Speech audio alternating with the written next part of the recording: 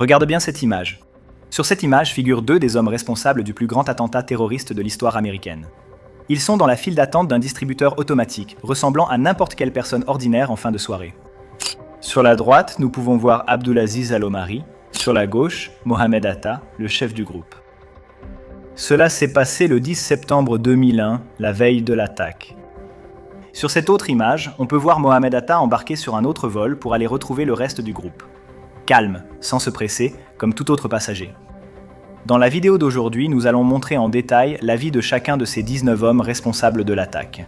Comment ils ont été recrutés, entraînés et guidés par Oussama Ben Laden.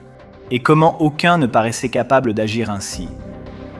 Ces 19 hommes venaient tous du Moyen-Orient, mais de nationalités différentes. Mohamed Atta venait d'Égypte. Abdulaziz Al-Omari, Arabie Saoudite. Wael Al-Shehri, Arabie Saoudite. Walid Al-Shehri, Arabie Saoudite. Satam Al-Soukami, Arabie Saoudite. Marwan Al-Shehri venait des Émirats Arabes Unis. Fayez Bani Hamad, Émirats Arabes Unis. Mohand Al-Shehri, Émirats Arabes Unis. Hamza Al-Ghamdi, Arabie Saoudite. Ahmed Al-Ghamdi, Arabie Saoudite. Hani Hanjour, Arabie Saoudite. Khalid Al-Midar, Arabie Saoudite. Majid Mouked, Arabie Saoudite. Nawaf Al-Hasmi, Arabie Saoudite. Salim Al-Hasmi, Arabie Saoudite. Ziad Jarrah, il était du Liban. Ahmed Al-Hasnaoui, Arabie Saoudite. Ahmed Al-Nami, Arabie Saoudite. Saïd Al-Ghamdi, Arabie Saoudite. Ces hommes avaient entre 20 et 33 ans, la plupart ayant fait des études supérieures, certains avec un diplôme de 3e cycle. Aucun n'avait de casier judiciaire aux États-Unis. Officiellement étudiants et jeunes professionnels, ils ont pourtant mené l'opération la plus meurtrière sur le sol américain. Pour comprendre comment ces 19 hommes sont montés à bord de ces 4 avions, vous devez comprendre où tout a commencé. Ça n'a pas commencé en Afghanistan. Ça n'a pas commencé dans une grotte. Ça a commencé dans un appartement simple à Hambourg, en Allemagne. Au 54 de la Marienstrasse, l'appartement était spartiate, avec peu de meubles, une connexion internet rapide et un groupe de jeunes arabes qui se réunissaient régulièrement pour prier, regarder des vidéos de radicaux islamiques et discuter de ce qu'ils appelaient la guerre sainte contre les États-Unis. Les voix devenaient parfois si fortes que les voisins se plaignaient du bruit. Étudiants, ils avaient peu d'argent. À l'extérieur, ils menaient des vies ordinaires, mais à l'intérieur, ils préparaient un plan qui changerait le monde à jamais. Le chef de ce groupe était Mohamed Atta. Atta était né au Caire, en Égypte, en 1968. Il a grandi dans une famille stricte et isolée. Son père, avocat, voulait que ses enfants se concentrent entièrement sur leurs études. Le trajet de la maison à l'école était chronométré. Si les enfants étaient en retard, quelqu'un venait les chercher. En 1992, Atta est arrivé à Hambourg pour étudier l'urbanisme à l'université technique. À peine arrivé, il a demandé où était la mosquée la plus proche. La mosquée qu'il a trouvée, Al-Quds, se trouvait dans le quartier rouge de Hambourg, dans une rue connue pour le trafic de drogue et la prostitution. À l'intérieur, il a trouvé ce qu'il voulait. À la mosquée Al-Quds, Atta a rencontré ceux qui deviendraient ses plus proches compagnons.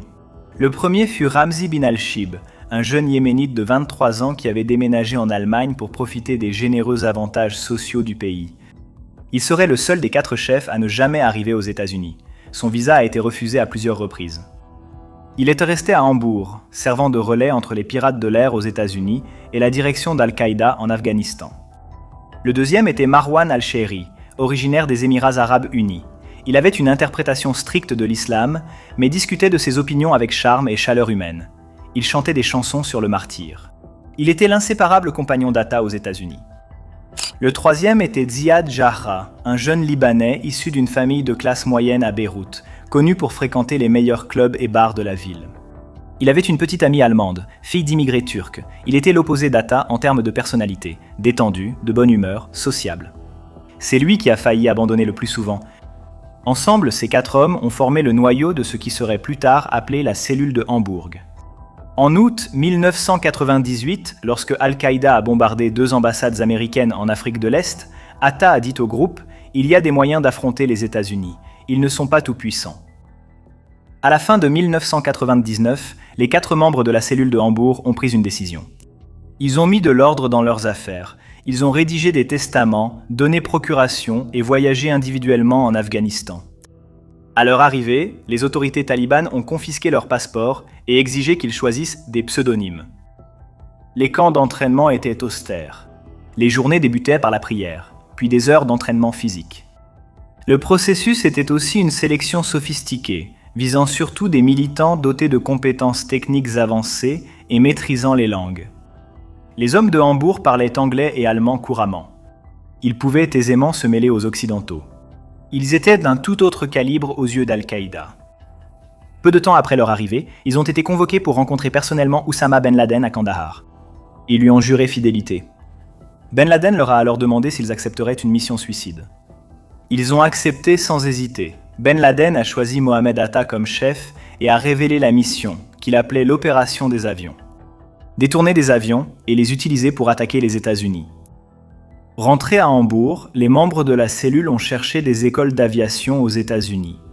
En mars 2000, Atta a envoyé des emails à 31 écoles d'aviation différentes. Nous sommes un petit groupe de jeunes de différents pays arabes. Nous aimerions commencer une formation pour devenir pilote professionnel. Les 3 pilotes désignés, Atta, Al-Shehri et Jarrah, ont obtenu leurs visas américains sans difficulté. Ils venaient de bonnes familles. Ils n'avaient pas de casier judiciaire. Ils correspondaient exactement au profil recherché par Al-Qaïda, irréprochable. À leur arrivée en Floride, leur vie semblait tout à fait ordinaire. Ils portèrent des pantalons kaki et des polos. Ils faisaient la plupart de leurs achats chez Walmart. Ils mangeaient chez Pizza Hut. Le soir, Atta et Al-Shehri fréquentèrent des bars, buvèrent de l'alcool et laissèrent de bons pourboires. Personne ne se doutait de rien. En août 2000, Atta et Al-Shehri ont effectué leur vol en solo et ont réussi les tests de pilotage. Jarrah a également obtenu son certificat de pilote en Floride. La première phase de l'opération des avions était terminée. Pendant ce temps, les 15 pirates de l'air chargés de maîtriser les passagers, pour la plupart saoudiens, sont arrivés aux États-Unis par vagues tout au long de 2001. Jeunes, sans antécédents, passant tous les contrôles de sécurité sans éveiller le moindre soupçon. Ce que peu de gens savent, c'est combien de fois l'opération a failli échouer. À l'aéroport de Dubaï, Ziad Jarrah a été détenu 4 heures après la découverte de propagande islamique radicale dans ses bagages. Il a parlé ouvertement de ses projets d'apprendre à piloter aux États-Unis. Il a été relâché. Khalid Al-Midar et Nawaf Al-Hasni, 2 des pirates de l'air du Pentagone, avaient participé à une réunion avec des membres d'Al-Qaïda à Kuala Lumpur en janvier 2000. Les 2 sont entrés librement aux États-Unis quelques mois plus tard. Mohamed Atta a été arrêté alors qu'il tentait de revenir aux États-Unis avec un visa expiré. Plutôt qu'être expulsé, il a persuadé les agents de l'immigration qu'il était juste étudiant en aviation. Ils l'ont laissé entrer. Et Ziad Jarrah a failli abandonner la mission à plusieurs reprises à cause de sa petite amie, Aysel Sengoum, qui essayait de le ramener dans le monde qu'elle connaissait. Ramzi bin al-Shib a dû intervenir lui-même pour le convaincre de poursuivre. En juillet 2000, Atta s'est rendu en Espagne pour une dernière rencontre avec bin al-Shib. Ils ont révisé la liste des cibles. Ils parlaient en code, Ars pour le Pentagone, droit pour le Capitole, architecture pour les tours jumelles. Atta a communiqué la date sous forme d'énigme, une sucette, une barre et 2 branches. 9-11. Dans la nuit du 10 septembre 2001, les images que vous avez vues au début de cette vidéo, Atta et Al-Mari ont conduit de Boston à Portland, dans le Maine. Ils sont allés au Pizza Hut pour le dernier repas d'Atta. Ils sont passés au distributeur, puis ont acheté des provisions en espèces au Walmart. Pendant ce temps, les 17 autres pirates de l'air s'installaient dans des hôtels près des aéroports de Boston, Newark et Washington. Ce même soir, Ziad Jarrah a écrit une lettre à Aysel. « Ma chère Aysel, j'ai fait ce que je devais faire. Tu devrais être fier de moi, c'est un honneur. Et tu verras les résultats. Et tout le monde sera heureux. » Le matin du 11 septembre, Jarrah a passé un dernier appel à Aysel. Quand elle a répondu, il lui a dit qu'il l'aimait.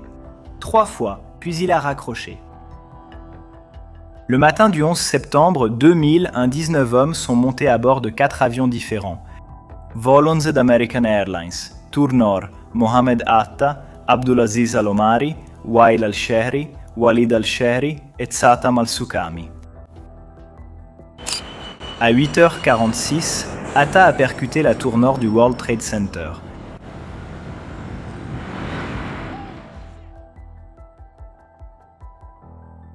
Vol 575 de United Airlines, Tour Sud, Marwan Al-Shehri, Fayez Bani Hamad, Mohand Al-Shehri, Hamza Al-Ghamdi et Ahmed Al-Ghamdi. 17 minutes plus tard, Al-Shehri a percuté la tour sud.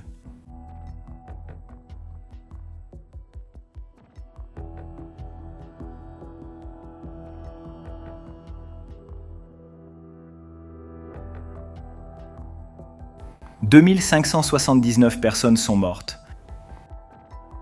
Vol 77 d'American Airlines, Pentagone, Hani Hanjour, Khalid Al-Midar, Majed Moked, Nawaf Al-Hasmi et Salim Al-Hasmi. À 9h37, Hanjour s'est écrasé contre le Pentagone. 189 personnes ont péri. Vol 93 de United Airlines, Shanksville, Pennsylvanie, Ziad Jarrah, Ahmed Al-Haznawi, Ahmed Al-Nami et Saïd Al-Ghamdi. Des passagers informés par téléphone portable de la situation dans d'autres avions ont décidé d'agir. Bonjour Elsa, Céline, je n'ai qu'une minute. Je suis à bord du vol 93 de United et il a été détourné par des terroristes qui disent avoir une bombe. Apparemment, ils ont déjà fait s'écraser 2 avions sur le World Trade Center et semblent vouloir faire pareil avec celui-ci. Je voulais surtout te dire que je t'aime. Jarrah n'est jamais arrivé au Capitole. L'avion s'est écrasé dans un champ à Shanksville. Les 44 personnes à bord sont toutes décédées. 19 hommes, 4 avions, un matin, près de 3000 morts. L'histoire des 19 hommes du 11 septembre n'est pas celle de monstres facilement identifiables. Des hommes faisaient leurs courses chez Walmart, mangeaient au Pizza Hut, buvaient dans des bars locaux et laissaient de bons pourboires. Un employé de l'aéroport de Portland a regardé Atta et Al-Omari et s'est dit « Ces hommes ressemblent à des terroristes ». Puis il a pensé « Je ne peux pas juger les gens à leur apparence » et il les a laissés passer.